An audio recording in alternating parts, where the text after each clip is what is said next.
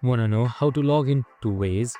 Well, no worries. In this video, I'm going to show you an easy step-by-step guide on how to do it.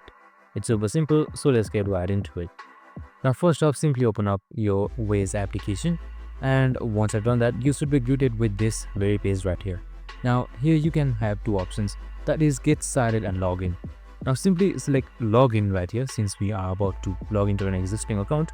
So make sure you have an account before selecting logging in. If you haven't registered yet, we have also created a video on it, so make sure to watch it. Now, here you can see the welcome back option.